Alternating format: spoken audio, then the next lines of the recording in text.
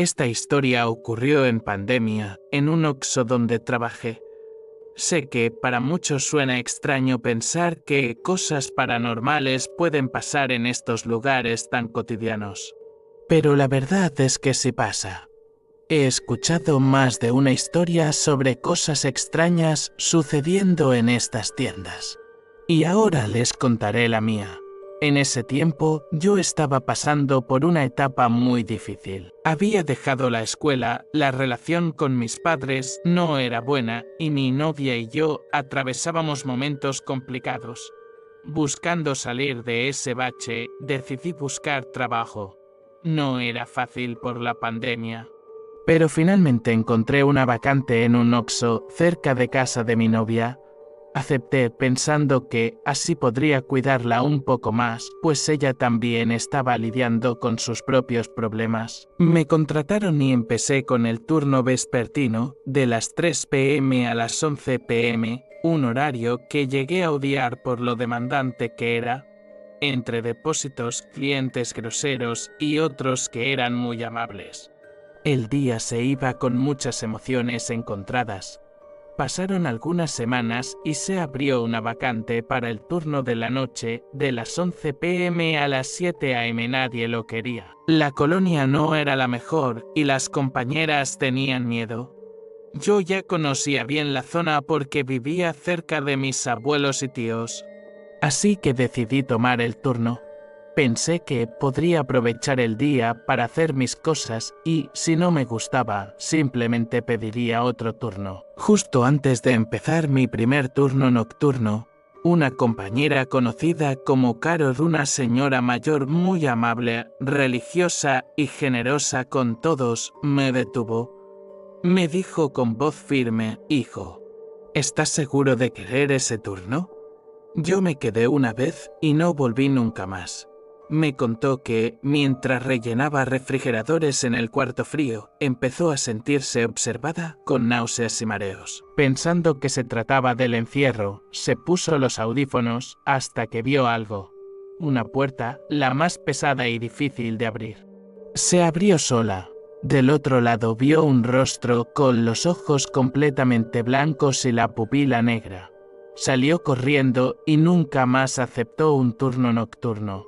Aunque sus palabras me dejaron pensativo. Decidí no dejarme llevar por el miedo. Mi primer mes fue tranquilo, pero la historia de Caro se quedó en mi cabeza.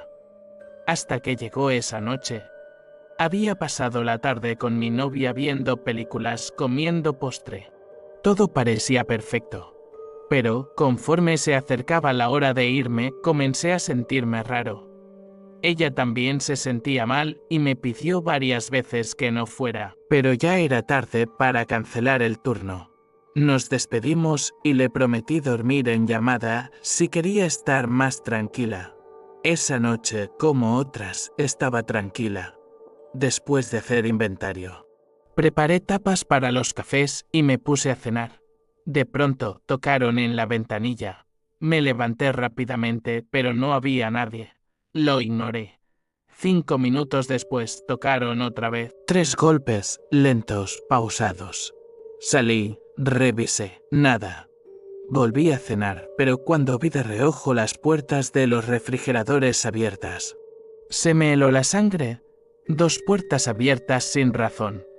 Las cerré y fui a la bodega para seguir rellenando producto. En ese momento, se cayeron unas soudes detrás de mí. Me volteé a levantarlas. Pero un frío más intenso me golpeó. La puerta del cuarto de alcohol se había abierto sola. Recordé la historia de Caro y cerré esa puerta con todas mis fuerzas. Al salir del cuarto frío, más latas se cayeron como si alguien las hubiera aventado. Salí corriendo al baño, temblando. Me quedé ahí un buen rato, viendo un par de episodios de una serie para distraerme, pero al terminar, noté que la luz de la bodega seguía encendida. Y fue entonces cuando comenzó lo peor.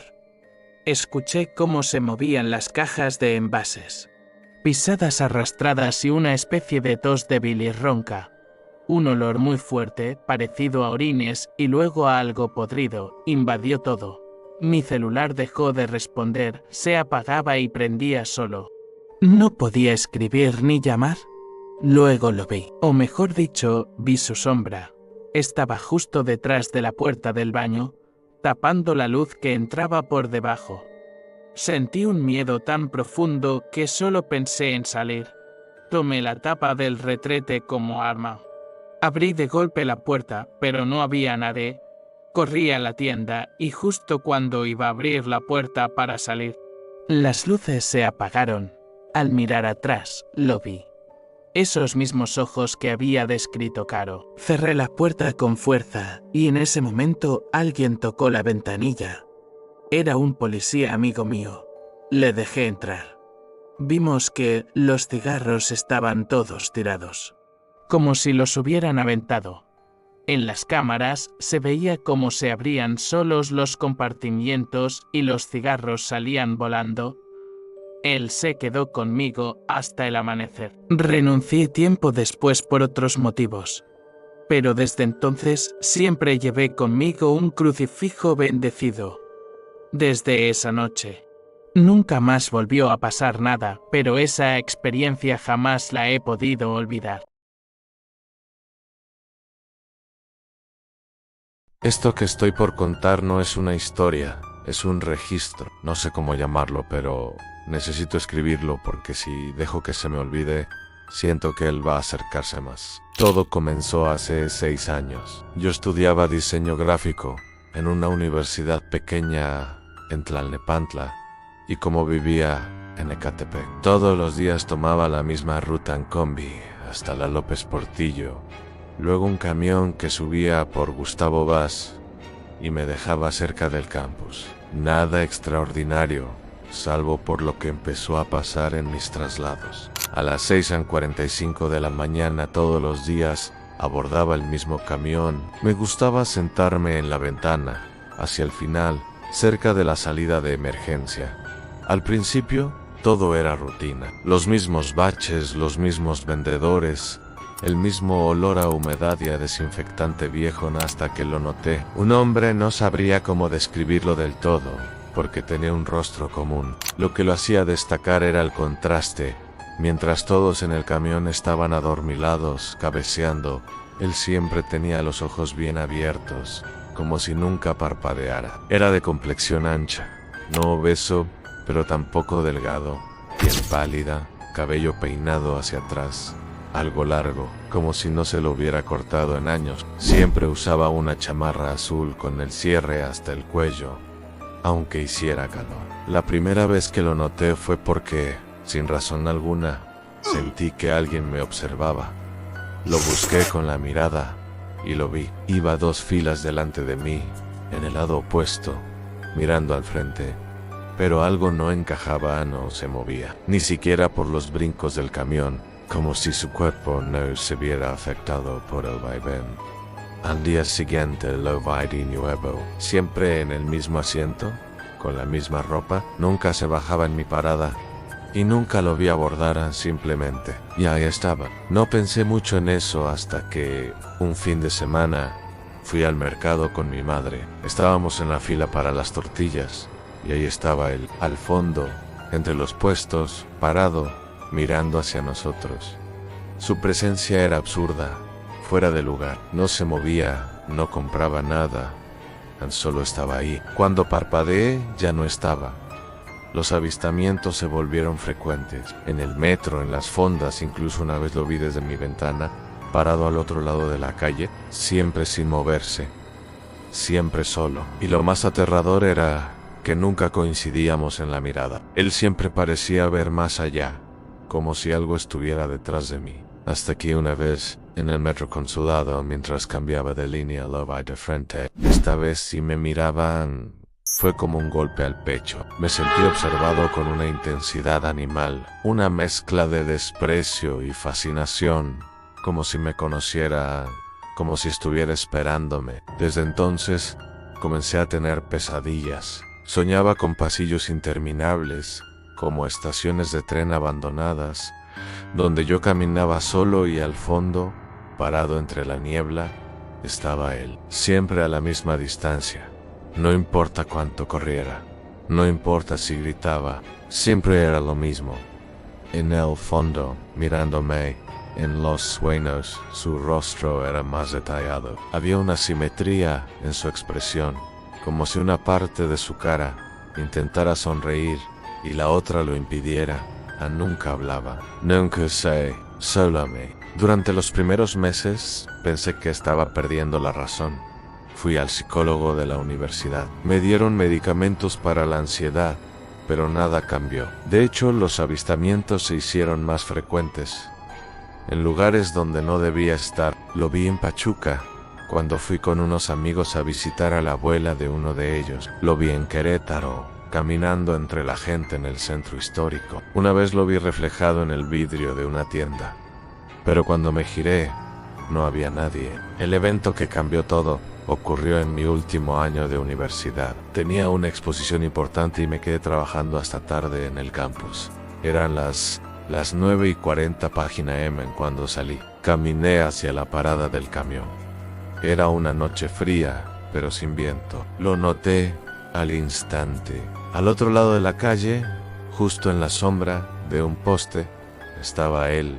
No me moví en tampoco el paso en coach, y cuando miré de nuevo, ya no estaba. Subí al camión con el corazón latiendo en el cuello. Fui uno de los pocos pasajeros. En cuanto se cerraron las puertas y el vehículo avanzó, lo vi de nuevo.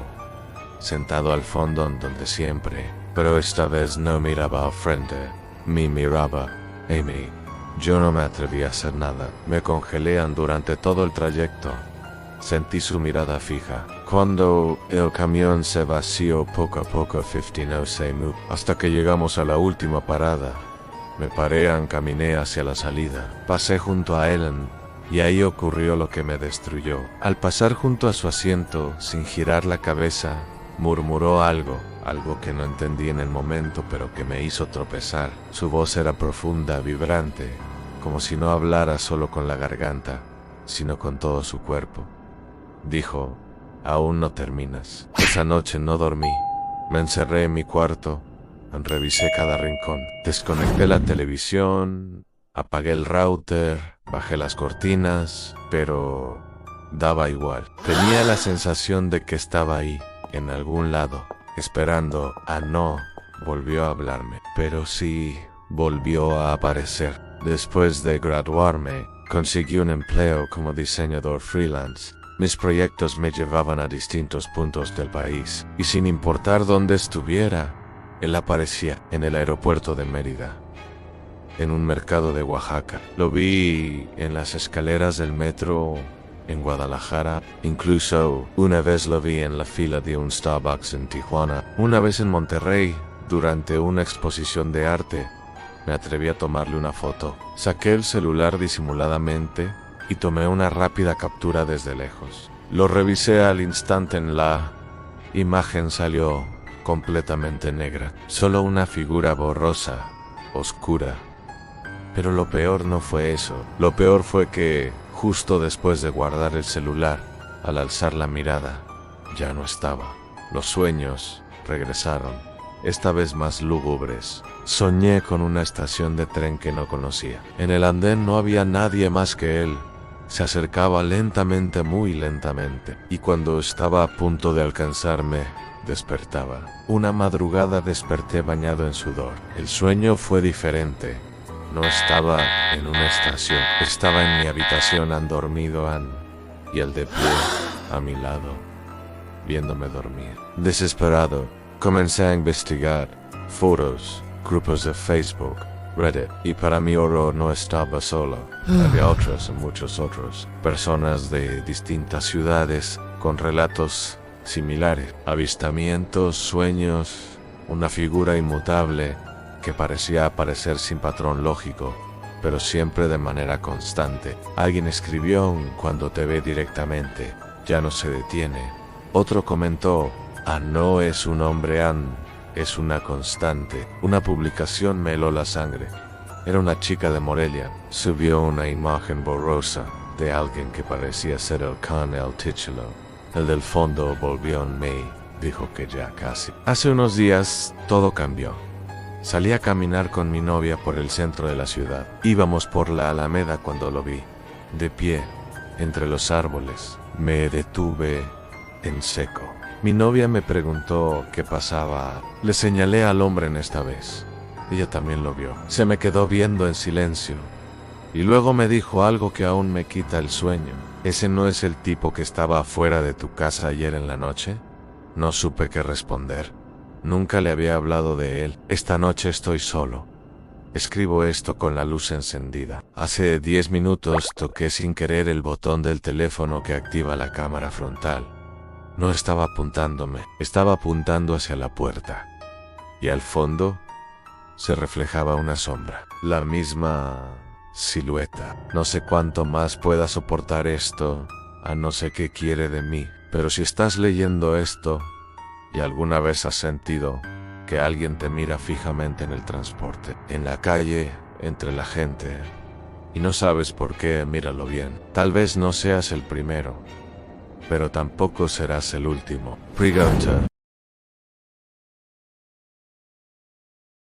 Esto que voy a contar ocurrió hace más de 30 años, cuando yo tenía 13. En ese tiempo, vivíamos en una colonia tranquila, al norte de la ciudad de Esas, donde todos los vecinos se conocían, donde los niños jugaban en la calle sin miedo, y los perros andaban sueltos como si fueran parte del vecindario. Eran otros tiempos, más simples, más inocentes, más abiertos a lo inexplicable. Teníamos un perro criollo llamado Rayo, un animal de carácter noble, de esos que no necesitan correa para seguirte. Era costumbre que yo lo sacara a pasear por las noches, cerca de las 10:30. En las mañanas no podía, porque iba a la secundaria, así que la rutina nocturna era cosa mía. Recuerdo que al abrir la puerta, Rayo salía disparado, emocionado por la caminata. En el camino se nos unían otros perros de la cuadra. Éramos una pequeña manada vagando entre banquetas agrietadas y postes de luz que parpadeaban como si también tuvieran sueño. La colonia terminaba en una pequeña curva que desembocaba en lo que entonces era una carretera angosta, de 2 sentidos. Justo en esa esquina, solitario, crecía un enorme árbol de pirul. Sus ramas largas y delgadas colgaban como si intentaran acariciar el pavimento, y el aroma resinoso del árbol se mezclaba con el polvo del camino. Era un lugar peculiar, silencioso, casi ajeno a la ciudad. Siempre sentí algo raro al pasar por ahí, pero nunca dije nada. A esa edad uno no se detiene a pensar en cosas extrañas, solo camina. Fue ahí donde lo vi por primera vez. Estaba recargado en el tronco del pirul, un hombre alto, delgado, vestido completamente de negro. Llevaba un sombrero de ala ancha que le cubría el rostro, y siempre fumaba un cigarro que apenas brillaba en la penumbra. No hacía nada, solo estaba ahí, inmóvil. A veces levantaba la mirada y decía, «Buenas noches». Yo, por educación o por miedo, le respondía lo mismo, bajaba la cabeza y seguía caminando con los perros, que para ese punto ya estaban intranquilos, gruñendo o ladrando a su alrededor. Pero nunca lo atacaban, solo lo rodeaban, nerviosos. Lo sexta muchas veces, no cada noche, pero sí con frecuencia. Al principio pensé que era un vagabundo, alguien que dormía cerca de la carretera o tal vez un velador. Pero con el tiempo me empezó a parecer extraño que siempre estuviera en la misma posición, fumando el mismo cigarro, con la misma ropa. No se movía, no hablaba más allá de su saludo. Si alguien más pasaba, no lo saludaba, solo a mí, como si me estuviera esperando. No se lo conté a nadie. Pensé que, si lo hacía, mis papás me iban a prohibir las caminatas nocturnas. Pero las cosas cambiaron cuando, una tarde, escuché una conversación entre mi mamá y doña Licha, una vecina mayor que vivía en la esquina opuesta, justo frente al árbol. Estaban tomando café en la sala cuando escuché que doña Licha bajó la voz y dijo algo como, «Todavía se aparece, ahí, junto al pirul». «¿Quién?», preguntó mi mamá, intrigada. Mi abuelo murió ahí mismo, en la carretera. Lo atropellaron hace años. Desde entonces, hay gente que lo ha visto parado junto al árbol, de negro, con sombrero, y fumando. Recuerdo que se me heló la sangre. No dije nada, solo escuché desde el pasillo, escondido tras la pared. ¿Tú lo has visto?, preguntó mi mamá. Una vez, hace mucho, pero hay más vecinos que sí. Se le aparece solo a algunos, casi siempre a los niños. Mi mamá se rió nerviosa, como quitándole importancia, pero yo supe que hablaban en serio. Esa noche no saqué a Rayo, me quedé acostado, mirando el techo, con el corazón latiendo como tambor. Entendí que había estado saludando a un muerto. Por meses, después de eso, empecé a evitar esa parte de la calle. Me cruzaba antes de llegar al árbol o simplemente acortaba la caminata. Algunas noches, aún desde lejos, lo veía ahí, el mismo hombre, el mismo sombrero, el mismo cigarro, pero ya no saludaba, solo me observaba en silencio, como sabiendo que yo sabía. No fue sino hasta un año después que algo más pasó. Esa noche salí más tarde de lo habitual. Eran casi las 11, pero Rayo no dejaba de rascar la puerta, ansioso. Me puse una chamarra, tomé la linterna y salimos. Todo parecía normal. El aire estaba fresco y la calle vacía. Caminamos hasta el final de la colonia, y cuando íbamos a rodear el árbol, Rayo se detuvo en seco. Los demás perros se quedaron atrás, aullando bajo. Lo vi de nuevo, pero esta vez no estaba solo. Junto al hombre había una silueta más pequeña, un niño, también vestido de oscuro, con un gorrito. No hablaban, no se movían, solo estaban ahí, como estatuas. Me invadió un terror que nunca había sentido, no por verlos, sino por darme cuenta de que esa noche algo era distinto. El aire era más denso, el árbol crujía como si llorara. Rayo se echó al suelo, gimiendo. Di media vuelta, corrí hasta mi casa sin mirar atrás. Esa noche no pude dormir. A la mañana siguiente, decidí hablar con doña Licha. Fui a su casa, le toqué la puerta y le conté todo. Me miró muy seria y me dijo que lo que había visto era real. Me contó que su abuelo no murió solo, que cuando lo atropellaron, iba de la mano de su nieto, un niño de 5 años que también perdió la vida en el accidente. A él lo enterraron lejos, en otro estado, pero al abuelo lo velaron ahí mismo, en su casa.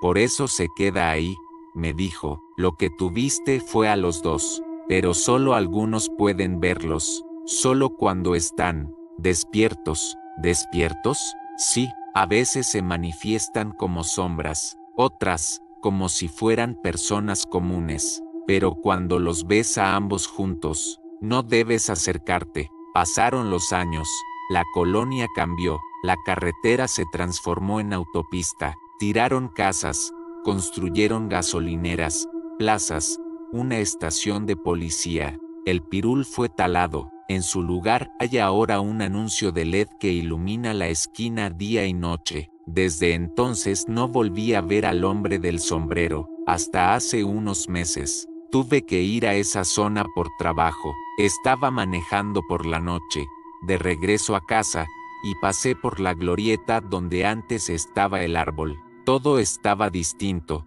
pero mi cuerpo reconoció el lugar.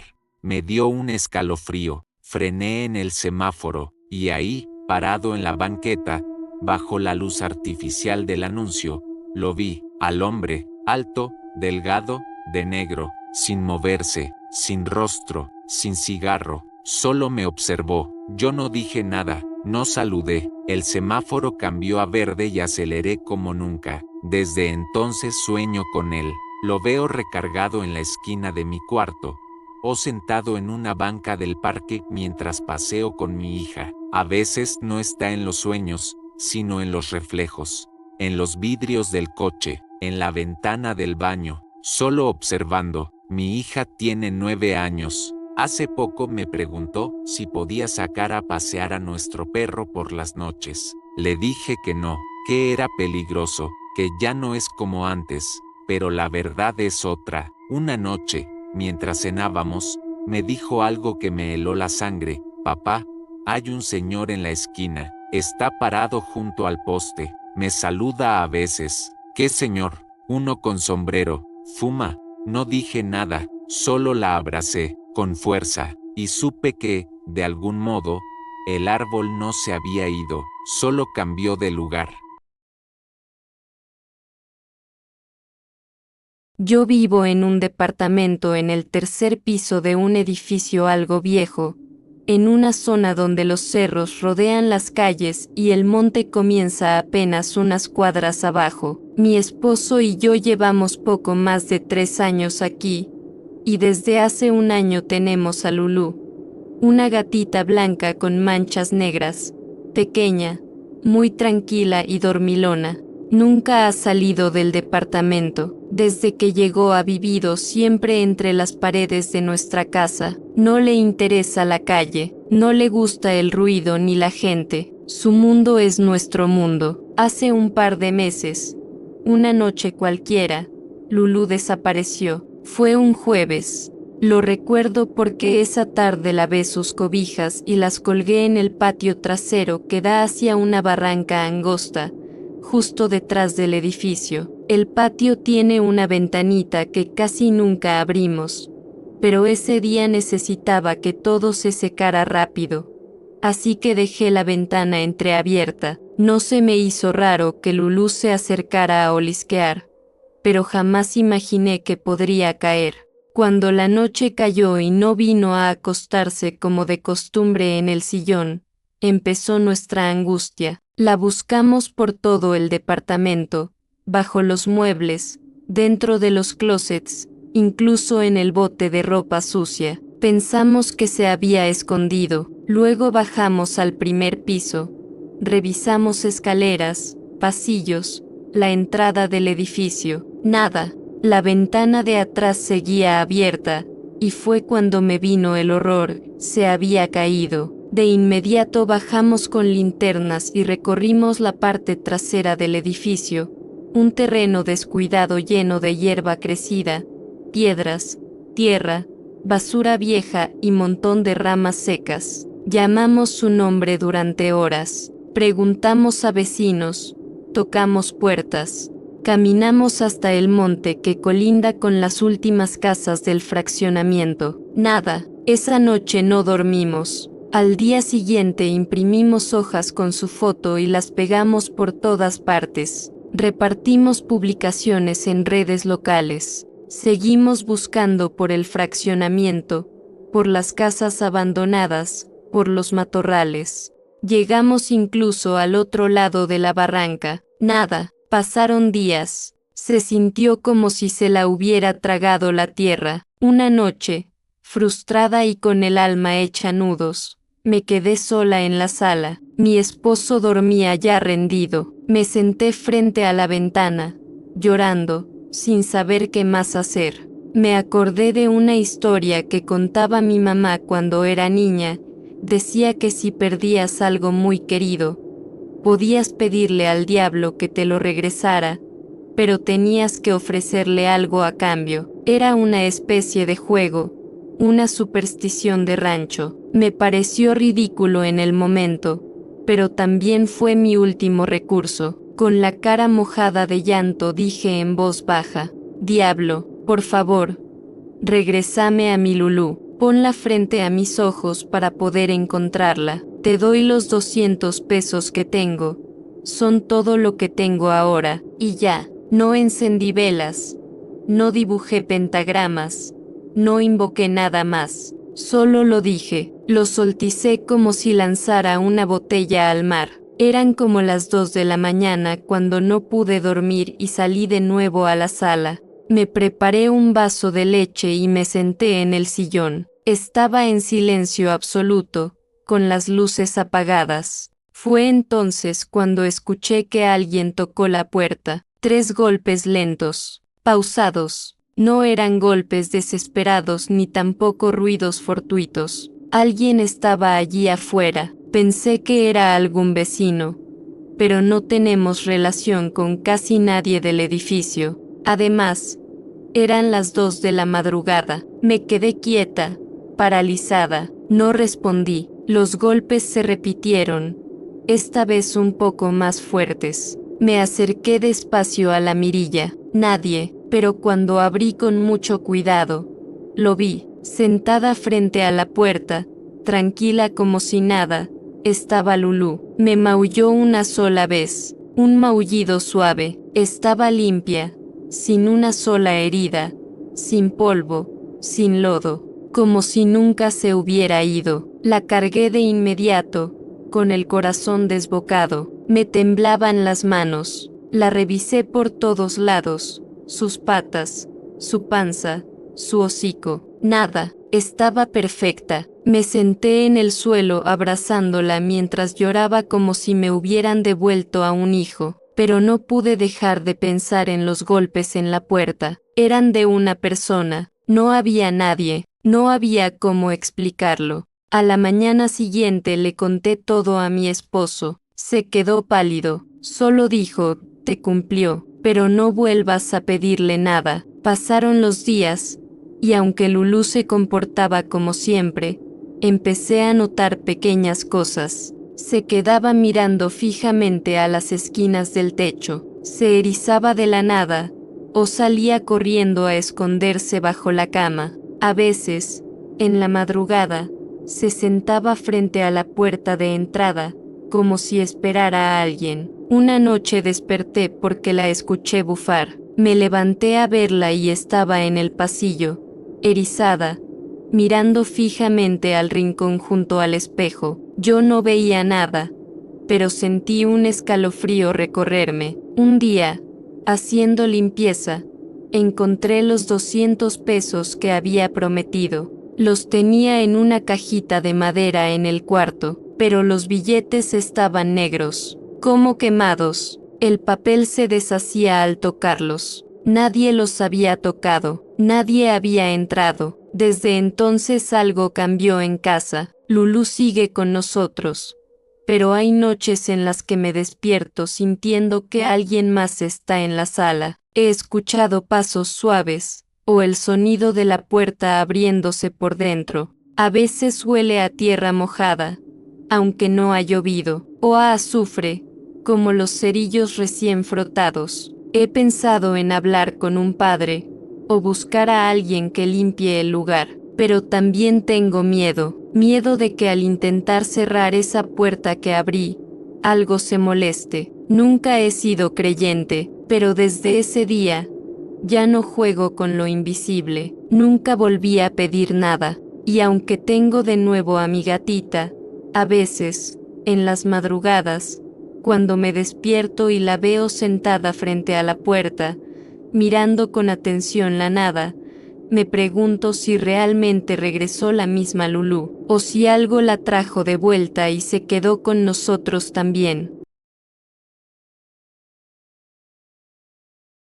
No me da pena contar esto, aunque muchos piensen que es una locura. Me pasó hace casi 4 años, y hasta la fecha sigo sin entenderlo por completo. Vivo en un pueblo cerca de Fresnillo, en Zacatecas. No voy a decir el nombre exacto porque ya bastante tengo con lo que me pasó como para encima empezar a recibir visitas o preguntas raras. Solo quiero sacar esto, porque hay noches en las que todavía me cuesta dormir, y siento que si no lo cuento, me va a seguir persiguiendo. Todo comenzó por una persona, se llamaba Julián. Tenía una forma de hablar que te envolvía.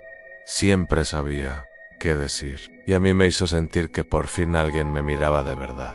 Nos conocimos en una fiesta que hizo una amiga mía por su cumpleaños. Julián era amigo de un primo suyo que había venido de Aguascalientes. Empezamos a hablar y a los pocos días ya nos veíamos casi diario.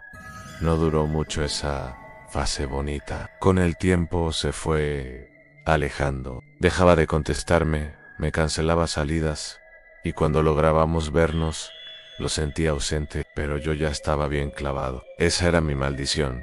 Siempre ha sido, aun cuando alguien me gusta, doy todo, aunque no reciba nada. Y eso me llevó a hacer una estupidez. Una madrugada, después de otra noche sin dormir, Empecé a buscar cosas en internet, ritos, hechizos, lo que fuera para que regresara conmigo. Me topé con un hilo en Reddit. Alguien hablaba de un llamado a la sombra, una especie de amarre que, según decían, no era como los típicos con velas rojas y Milán era oscuro. Decían que la sombra se alimentaba del vacío emocional, que podía hacer que alguien volviera a Anne, pero con un precio. Yo, cegado, no me detuve a pensar. Las instrucciones eran sencillas, aunque extrañas. Necesitabas una vela negra, sal de mar, una prenda usada de la persona, agua de lluvia, y debías hacer el rito entre las 2 a 3:0 y 3 a 00 de la madrugada. Lo más importante era no mirar hacia atrás mientras lo hacías.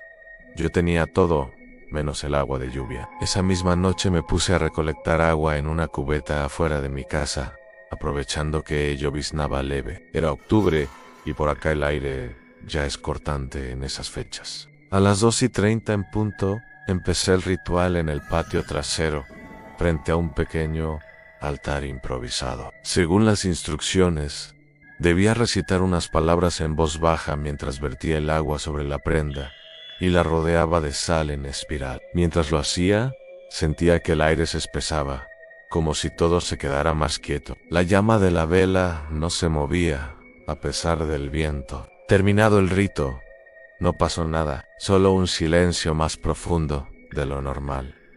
Me fui a dormir sintiéndome ridículo. Al día siguiente, Julián me escribió. Me preguntó cómo estaba, que si podíamos vernos. Mi corazón dio un brinco. Funcionó, pensé, pero esa fue la última vez que sentí alegría genuina durante semana. Esa misma noche, después de verlo, regresé a casa caminando por las calles solas del pueblo. Noté que las farolas parpadeaban, como si algo estuviera afectando la electricidad. Pensé que era casualidad. Al llegar, sentí un frío adentro de mi casa que no era normal. Pews on Suta. Me hice un té y me fui a la cama. Como a las 3 de la madrugada, me desperté porque sentí que alguien me miraba desde la esquina del cuarto, pero no había nadie. La siguiente noche, la perra de mi vecina no dejó de ladrar en dirección a mi casa y me dio mala espina. Cerré todas las ventanas y bajé las cortinas. A las 2:47, mientras estaba viendo un video en el cel, escuché que algo golpeaba la ventana de mi cuarto. No era fuerte, pero sí constante. Al abrir la cortina con cuidado, no vi a nadie, solo una sombra alargada que se deslizaba hacia el callejón que hay al lado de mi casa. Después de eso, cada noche tenía una manifestación diferente. En una, se escuchaban susurros desde el closet, como si alguien rezara pero con voz muy baja y aguda. En otra, sentí que alguien se sentaba al borde de mi cama. El colmo fue una madrugada en que abrí los ojos y vi una figura parada frente a mí. No tenía rostro. Era como un agujero de oscuridad, con brazos delgados y una especie de sonrisa apenas marcada en la negrura. Me miraba, o eso parecía, y se desvaneció cuando grité y encendí la luz. Julián también empezó a cambiar. Al principio, todo era atención y cariño, pero rápido pasó a ser algo. Me miraba raro, con los ojos muy abiertos, como si no parpadeara. Una vez me dijo que había soñado conmigo, pero que en el sueño yo era solo una sombra en una habitación vacía, que lo observaba desde la esquina. Una tarde, mientras caminábamos por el centro, le pregunté si estaba bien, porque notaba que algo en él se estaba apagando. Solo me dijo, a veces siento que hay algo pegado a tu espalda. Yo me congal. Nunca le conté lo del ritual. No sabía cómo lo sabía. Esa noche terminó la relación. Me dijo que se sentía drenado, como si todo lo que era él se estuviera yendo poco a poco. Después de eso, el ente se hizo más activo. Empecé a verlo de reojo en todos lados, reflejado en vitrinas, parado al fondo de los pasillos de la tienda de abarrotes, moviéndose en sincronía conmigo en los vidrios del camión, siempre allí, siempre en silencio. Digitalizada. Mis padres pensaban que estaba deprimida. Adelgacé a mí, volvió el insomnio. Mi perro Dante no quería entrar a mi cuarto. Se quedaba mirando la puerta y gruñía abajo. Una madrugada desperté porque algo me hablaba al oído. Era una voz como de niño, pero con tono de adulto. Decía: Tú abriste la puerta. Yo solo empecé a investigar más. Encontré relatos similares en blogs abandonados y foros extraños. Decían que esa entidad es una especie de parásito. Se pega a quienes hacen el ritual y se alimenta del deseo que lo invocó. No te sopres, solo se esconde, y entre más miedo le tienes, más se queda. Busqué formas de revertirlo. Contacté a una mujer que decían que era curandera y vivía a las afueras del pueblo. May hizo una limpia. Usó huevo, incienso, y me dijo que en más de 30 años jamás había visto un aura tan pesada. Que yo no cargaba una entidad, sino que estaba compartiendo cuerpo con algo. Esa noche me dio unas hierbas para quemar y un rezo que debía decir antes de dormir. Me indicó que durmiera con una vela blanca encendida hasta que se consumiera. Así lo hice. Soñé con un desierto negro.